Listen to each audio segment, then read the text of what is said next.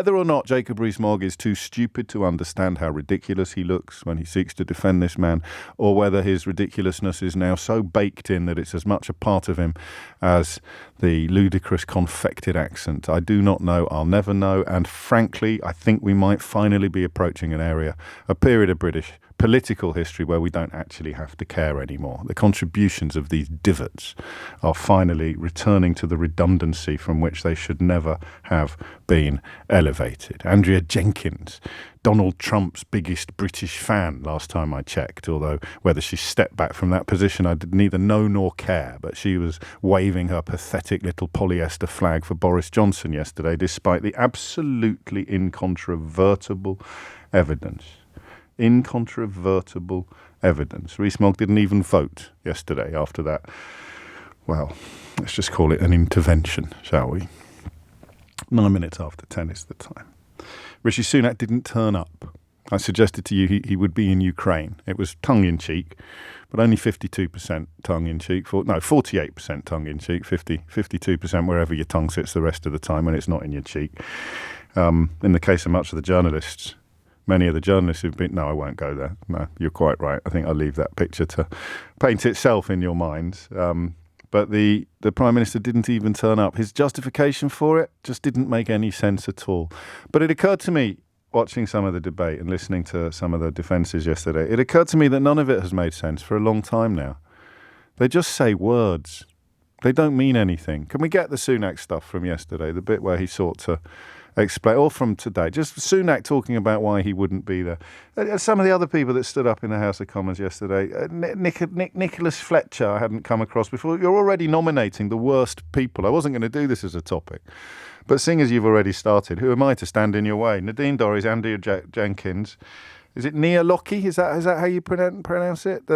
Nicholas Fletcher, Jacob Rees-Mogg. Some. I mean, who are the worst contributors to this national pageant? I do not know, but I do know this: an astonishing number of Tory MPs failed to turn up. They failed to turn up. A decent number did, and I know it's not a lot to ask of a parliamentarian, but given the choice, some took the right one. Sangeeta conducted an astonishing interview with Tobias Ellwood at the weekend. I don't know if you heard it. It was one of the most powerful bits of political radio I've ever had the privilege of experiencing. And it was essentially a very senior Conservative, albeit one who's never been particularly sympathetic or bamboozled, shall we say, by Boris Johnson, Tobias Ellwood, planning to abstain at the outset when he appeared on the programme, and then returning to be told by Sangeeta that callers to LBC had been making their feelings pretty clear. Callers had been offering up their views, particularly on the issue of abstaining. And as a consequence of that exchange, Tobias Ellwood moved from intending to abstain to intending to vote in support of the Privileges Committee report. Now, listen, I know all politicians are awful and all of that rhetoric. I know how intoxicating it can be. It's not true. There are decent people in Parliament and there are decent people in all parties. You just have to dig a little deeper in some of them than you do in others. And I know that Ellwood will be conscious of his constituency and his constituents, but still, that was really... I read this book once, and the first line of it was, there's no point having a mind if you never change it. And I thought Tobias Ellwood, after his exchange with did I say read? I meant wrote. Tobias Ellwood, with his exchange with Sangeeta the other day, I thought that was a really beautiful and very rare example of it. And yet, so many of them still abstained. I'm conscious of a stuck record on the... No, not that one.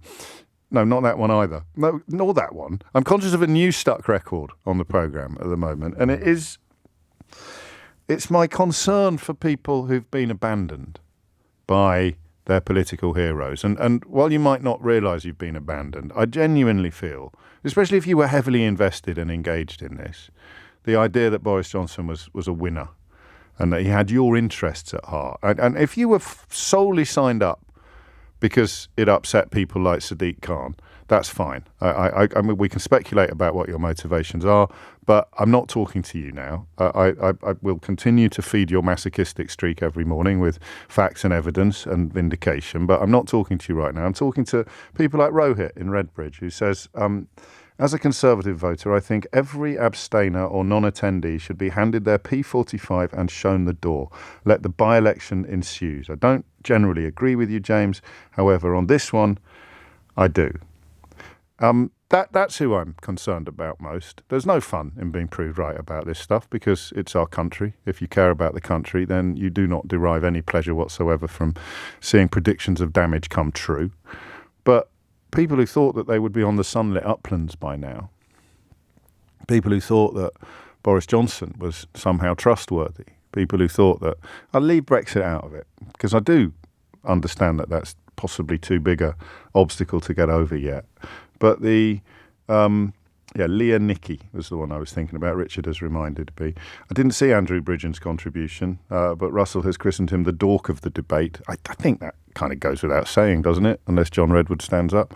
But the people who didn't turn up, let's think about that for a minute. A huge proportion of them will have been people claiming not long ago to care about parliamentary sovereignty. In many ways, I think that abstaining or being absent yesterday, I think that's impinging parliamentary sovereignty. Certainly not endorsing the report impugns parliamentary sovereignty. They also claimed that they wanted to take back control, and yet when they were given an opportunity to do so, they elected to twiddle their thumbs.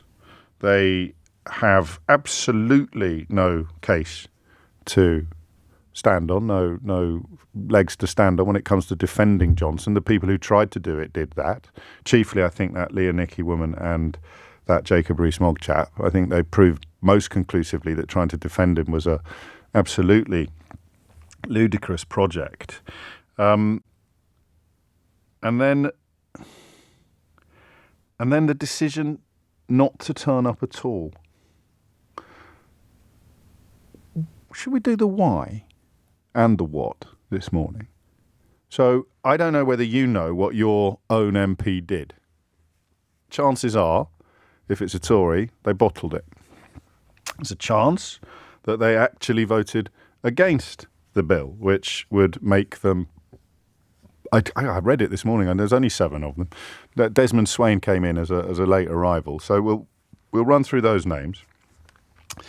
But the ones that didn't turn up, the why and the what of it. Why didn't they turn up? 0345 6060 973. Seriously, I don't think that's a rhetorical question. I think there'll be different answers to it. If you're listening, lads, give us a ring. And ladies, if you are one of the people that bottled it yesterday, tell us why. 0345 6060 973. I heard one of them suggesting that they thought the 90-day suspension was too stringent.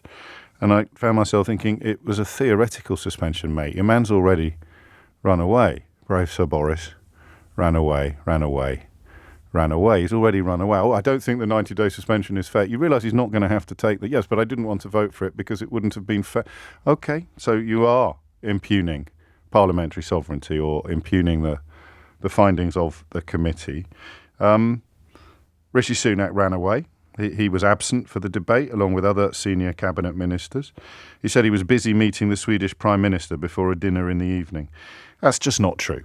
By the way, I don't need parliamentary privilege to call that a lie. That's a blatant lie. If he wanted to vote in that debate, he could have done with it. I'd tell you what, make a list of people that you think might understand the importance of casting a vote in a parliament, and I suspect that a foreign prime minister would be fairly near the top of it. What's that you say, Mr. Sunak? You need to pop next door? You need to pop over the road and cast a vote? Well, absolutely, of course.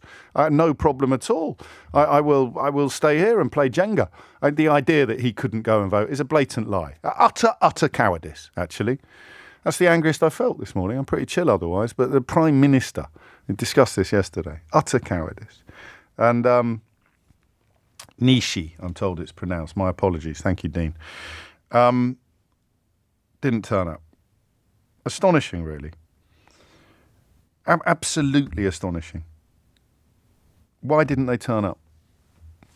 0345 6060 973. Either your MP or your Prime Minister or the whole pathetic A lot of them. Why? Why didn't they turn up? What possible calculation would have made it preferable not to turn up? And are they more cowardly than the people who voted to defend Boris Johnson? I am not offering up a single scintilla of support for those clowns, except to say that they might, although they're hideous, be somehow less cowardly than their colleagues who couldn't even be bothered to appear or to vote one way or the other. So there's three categories here, isn't there? There's the people who were there but abstained. That's an action, if you like. That is an act of abstention. There's absenteeism, which is an inaction. I didn't even bother turning up. And then there is opposition, which is again an action. So the strongest, that's probably the right word to use. The strongest action is to vote against. The second strongest action, and indeed the second weakest action, is to abstain. And the weakest action, or the least strong action, is to absent yourself. What do you think of it? What do you think of them? 0345 6060 973. I really mean it, because we've got to start clawing back our democracy now. And the best way to do that is by informed conversation about political issues. We've got to get rid of the football scarves. We've got to get rid of the Brexit intoxication. We've got to start everyone has to start at some point doing what we've tried to do for the last few years and focusing upon facts. What on earth was going on in the minds of these people who wanted to take back control and who fetishised parliamentary sovereignty when given an opportunity to do both on a very personal level? They carked it. They bottled it. They ran for the hills. Why did they do that?